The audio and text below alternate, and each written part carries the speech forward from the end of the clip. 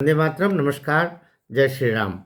20 जनवरी 2026 को एक बड़ा पटाक्षेप होने वाला है। मैं धमाका शब्द नहीं बोल रहा हूँ, पटाक्षेप होने वाला है।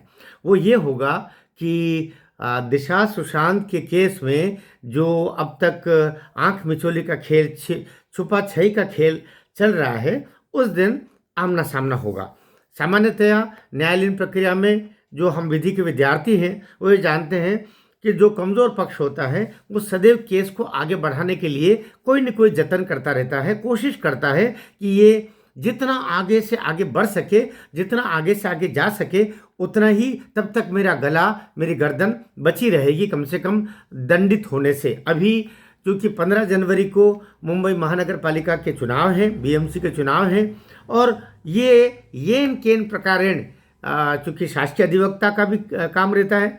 शासकीय अधिवक्ता का कार्य अर्लियर हीरिंग का होना चाहिए, लेकिन दिशा के केस में, दिशा सालियान के केस में शासकीय अधिवक्ता ही उसको आगे और ले जाने का काम करा। इसीलिए देवेंद्र फडणवीस जी की सरकार से भी थोड़ी सी निराशा होती है कि उन्हें अपने अधिवक्ता को आगे बढ़ाने के लिए कहना चाहिए, या कि जो अपराधी है, आरोपी है, जिसने कृत्य किए हैं दिशा सालियान के हत्या और उसके साथ दुराचार का, अपनी टीम के साथ में, जैसा पिटिशन में भी बहुत स्पष्ट है और इसी की मांग की गई है कि आदित्य ठाकरे ने वो दुराचार किया उस बालिका के साथ में, और साथ ही उसके बाद में निर्ममता से उसकी हत्या कर दी। और सारे जितने सबूत होते हैं, जो उस समय फिजिकली सबूत होते हैं, मैं डिजिटली सबूत नहीं कह रहा हूँ, जो फिजिकली सबूत होते हैं उनको छिपाने का पाप किया है, अपराध किया है,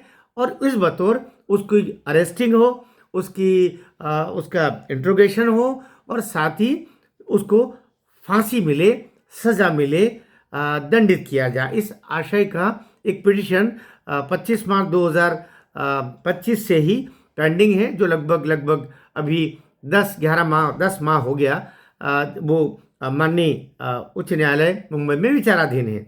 ये अभी 6, 7, 8 बार उसकी हियरिंग हो चुकी है, और अभी जो 24 दिसंबर 2025 को हियरिंग थी, उसमें अगली तारीख 20 जनवरी लगी है, ताकि तब तक बीएमसी के चुनाव हो जाए। यद्यपि कोर्ट ने बीएमसी के चुनाव को आधार रखते हुए तारीख नहीं बढ़ाई होगी, लेकिन संदेश यही गया सामान्य जनता में कि कोर्ट ने इतनी रहमदिली आदित्य ठाकरे पर क्यों की। बीच में ये भी पता चला कि आदित्य ठाकरे का जो एडवोकेट था, उसने भी बीच में इंटरवीन किया, बात करने की कोशिश की।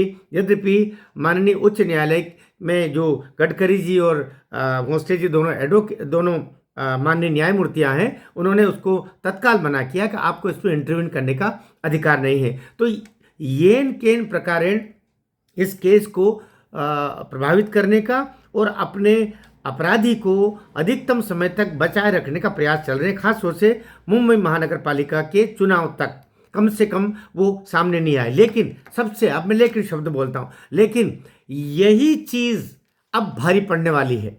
तो कहते ना, एक वो कहावत है कि जहाँ को प्रभु दारुण दुख देई, ताकि मत पहले हर लई। अभी जैसी स्थितियां हैं, वो स्थितियां ये बता रही है कि सारे पासे बीएमसी चुनाव में आदित्य ठाकरे और उद्धव ठाकरे के पूरे इस ठाकरे परिवार के द्वारा उल्टे चले जा रहे हैं। अभी इन्होंने राज ठाकरे को साथ मिलाया। अब राज ठाकरे को साथ में मिलाने का, मनसे को साथ मिलाने का तो मतलब ये हुआ कि हम तो डूबे हैं सनम, तुमको भी ले डूबेंगे, ये स्थितियाँ बनेगी। लेकिन वो विषय अलग है। मैं राजनीतिक विषय न होकर के केवल विधायी दृष्टिकोण से बात कर रहा हूँ कि अभी जो अगली तारीख है, उस तारीख पर यह भी फैसला होगा कि ये और कितनी तारीखें लगेगी। अर्थात ये बुरा बिल्कुल नहीं मानना। मैं आप सब बंधुओं से भी कहता हूँ कि विधि में, न्यायालयीन प्रक्रिया में, कानून में, जो हमारी जो संविधान में दिया गया, उतने समय तक इस केस को प्रोलॉन्ग करने का अधिकार संबंधित विपक्ष के पास रहता है, या कि अभी इस मामले में सरकारी पक्ष के पास रहता है। बस यही सरकारी पक्ष कहते ही मेरे मन में पीड़ा होती है कि महाराष्ट्र सरकार इसको क्यों प्रोलॉन्ग करवा रही है। महाराष्ट्र सरकार को तो इस हाथ ले करना चाहिए भाई। इनके कार्यकाल को तो अपराध हुआ नहीं। अपराध हुआ 2020 में, जब उद्धव ठाकरे की सरकार थी, जब साधुओं की निर्मम हत्याएं हुई। उसी समय जो वो एक अभिनेत्री है, उस अभिनेत्री के घर में जाके मल्टी में उसके किचन को तोड़ दिया।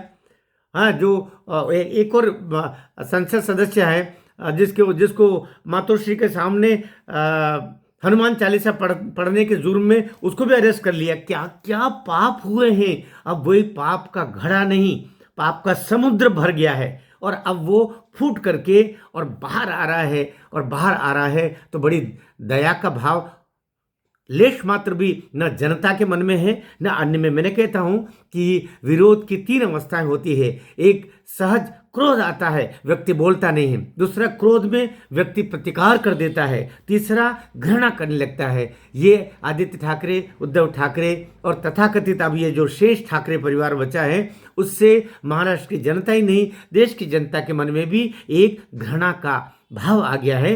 ये कैसे लोग हैं, इन्होंने क्या क्या काम किया है। और वो सब भी स्मरण करते हैं किस तरह पर्युषण का पर्व चल रहा था और जैन मंदिरों के सामने इस उद्धव आदित्य के सरकार के समय पर में उन्होंने मुर्गे काट करके बताया कि हम तुम्हारा पर्युषण और ये अहिंसा वहिंसा का ये जो चलता है ये नहीं मानेंगे, हम तो ये सब खाएंगे पिएंगे। क्योंकि जैन धर्मावलंबियों ने ये आग्रह कर लिया था कि इस समय हमारा पवित्र समय रहता है, ये जो मांस की दुकानें होती है और ये सब है जैन मंदिरों के आसपास नहीं हो, इसकी हमारी प्रार्थना। तो उसके प्रतिकार में इन्होंने ये कार्य किया था। पता नहीं किस मिट्टी का बना है भाई, ये किस मिट्टी का बना है कि केवल केवल केवल केवल गैर सनातनी और गैर धार्मिक विचारी इसके मन में आते हैं और परिणाम सामने देख रहे हैं, दुष्परिणाम सामने देख रहे हैं। वीडियो ठीक लगा हो तो आप साथ दीजिएगा, शेयर कीजिएगा। उन दुष्टों के मोबाइल तक भी मेरा ये वीडियो जाए, चाहे वे मेरा जो बिगाड़ना चाहे बिगाड़े, लेकिन सत्य कहने वालों की मुखर आवाज़ें न दुनिया में आज तक कोई रोक सका है न रोक सकेगा। भारत माता की जय।